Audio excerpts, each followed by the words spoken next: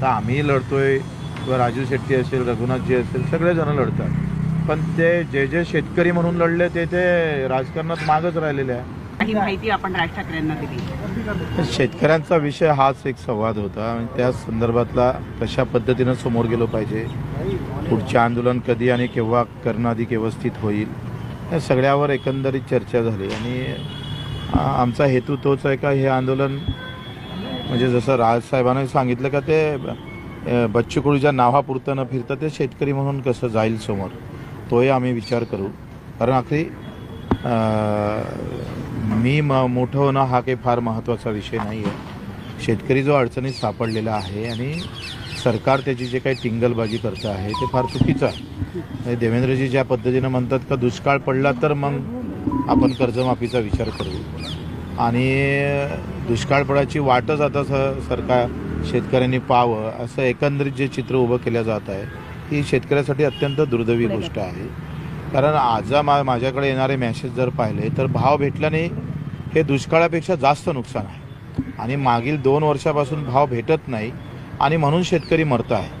आता हे फडणवीस साहेबाच्या लक्षात आलं पाहिजे, हा विषय महत्त्वाचा आहे. म्हणून मी आमंत्रणही दिलं की आता आमची जे मराठवाड्यात यात्रा निघणार आहे त्या यात्रेत राजसाहेबांनी यावं आणि शेतकरी म्हणून संबोधित करावं. अखेरी आमचं तर शेतकऱ्यांचं असा आमचं स्वप्न आहे का मुंबई अनेक वेळेस बंद होताना आम्ही पाहिली, ती शेतकऱ्यासाठी एक दिवस बंद राहिली पाहिजे. आमचा तोही उद्देश हे आहे का किमान अर्धा 1 तास 2 तास मुंबईनं शेतकऱ्याच्या पाठीशी उभं राहावं. कारण ही आर्थिक राजधानी आहे देशाची आणि या राजधानीतूनच आमच्या शेतकऱ्याला एक दिलासा देणारा आवाज निर्माण व्हावा, त्या अपेक्षा आमच्या राजसाहेबाकडे आहे. बच्चूभाऊ, महाराष्ट्र नवनिर्माण सेना अर्थात राज ठाकरेंनी गेल्यावेळी पाठिंबा दिला होता आंदोलनाला, आज चर्चा झाली आहे. येत्या काळात तुमच्या आंदोलनाला नवं बळ आणि त्याचं स्वरूप व्यापक होईल का मनसेच्या या पाठिंब्यामुळे? बिलकुल. मला असं वाटतं का हा विषय एका पक्षाचा नाहीच आहे आणि एका जातीचा आणि एका धर्माचाही नाही आहे. कारण शेतकरी हा सगळ्या जाती धर्मात पक्षात आहे. त्याच्यामुळं मनसेनं ज्या पद्धतीनं समोर आलं तर निश्चितच बळ भेटेल. आमचा अजेंडा हा निवडणुकीचा नाही आहे. मरणारा शेतकरी वाचवायचा आहे. तो रोज एखाद्या काय म्हणते भुके असलेल्या वाघासमोर उभा असतात शेतकरी. तो कधी त्याचा जीव जाईल ना काही सांगता येत नाही. राजकीय अजेंडा नाही असं तुम्ही म्हणता, मात्र एकत्र आले तर राजकीय बळ मिळालं तर तुम्ही राजकीय अधिक शेतकऱ्यांना चांगल्या पद्धतीने न्याय देऊ शकाल. राजकीय ताकद एकत्र मला वाटतं त्यावर बोलणं काही उचित राहणार नाही. आम्ही जर म्हटलं का हे आंदोलन जात धर्म पक्ष विरहित कसं करता येईल, कारण राजकारणापेक्षा आम्ही राजकारण त्या शेतकऱ्यासाठीच करायचं असेल तर आता पहिले शेतकऱ्याला न्याय भेटावा. मग मेंढपाळ असेल, मच्छीमार असेल किंवा दिव्यांग बांधव असेल, यांना न्याय हा 75-80 वर्षापासून उपेक्षित आहे. त्याच्या चुलीवर राजकारणी भाकरी शेकाच्या मी या मताचा नाही. संस्थांच्या निवडणुका जवळ आलेल्या आहेत, त्या पार्श्वभूमीवर छोटे छोटे जे पक्ष आहेत ते जर एकत्रित त्यांनी आपली मोठ बांधली तरच शासनाच्या समोर आव्हान निर्माण करू शकतो आणि त्या दृष्टीनं काही बोलणं झालं. तुम्ही सांगा, आता निवडणूक आयोग म्हणतो आम्ही व्हीव्हीपॅटही देत नाहीये, मग आता राहिलं काय? निवडणूक केल्यापेक्षा भाजप कार्यालयातच ठपके मारा आणि निवडणुका करा. म्हणजे सगळ्यात मोठं आज भय जे आहे, सामान्यातल्या सामान्य कार्यकर्त्याला मतदाराला विचारलं तर ते EVM मशीन असेल तर तुम्ही कशाला लढता निवडणुका, अशा प्रकारच्या भावना तयार होत आहे देशा राज्यात. तो मला वाटतं तो आता विषय एकत्र करण्यात काही अर्थ नाही. हा एक चांगला संदेश जाऊ द्यावा.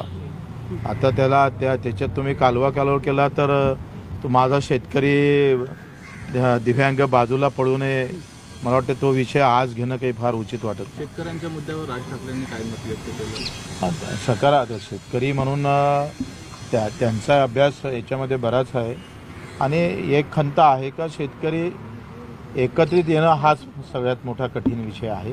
ती खंत त्यांची आहे. शेतकरी एकत्र होत नाही, झाला एकत्र तर मग तो राजकारणात एकत्र राहत नाही निवडणुकीत. जसं आपण पाहतोय का शरद जोशीसारखा माणूस शेतकऱ्यांनी पाडलाच ना आखरी.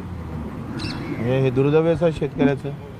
कसं आहे म्हणजे ज्या झाडाला पाणी घालायचं त्याचं डांग आपल्याच घरावर पडायची अशी व्यवस्था जर झाली तर एक निराशा येतं ना हाती. आता आम्ही लढतोय किंवा राजू शेट्टी असेल, रघुनाथजी असेल, सगळेजण लढतात. पण ते जे शेतकरी म्हणून लढले ते राजकारणात मागच राहिलेले आहे. पण तरी तो लढा उभा राहावा, राजकारण बाजूला ठेवून, हा आमचा प्रामाणिक प्रयत्न आहे. तुम्ही यात्रा कधी काढताय आणि तुम्ही निमंत्रण दिलंय तर त्यावर मनसे आता 9 तारखेचं आमचं ते गणपतीनंतर ते बाळासाहेब सांगेन तुम्हाला, गणपतीनंतर त्यावर ते बोलेल. परंतु मला असं वाटतं का आत्ता आमचं 9 तारखेला रक्षाबंधन आहे. आम्ही वेदनेची राखी बांधणार आहोत सरकारला, मोदी साहेबांना आणि देवेंद्रजीला.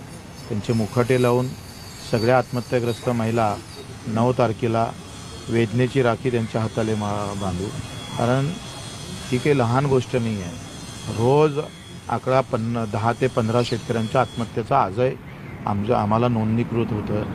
तर रोज 10-15 लोक जर मृत्यू पडत असेल तर ही म्हणजे एखाद्या युद्धामध्ये एवढी आकडेवारी नसतं. तेवढी आकडेवारी सरकारच्या धोरणामुळे निर्माण होत असेल तर हा गंभीर विषय आहे.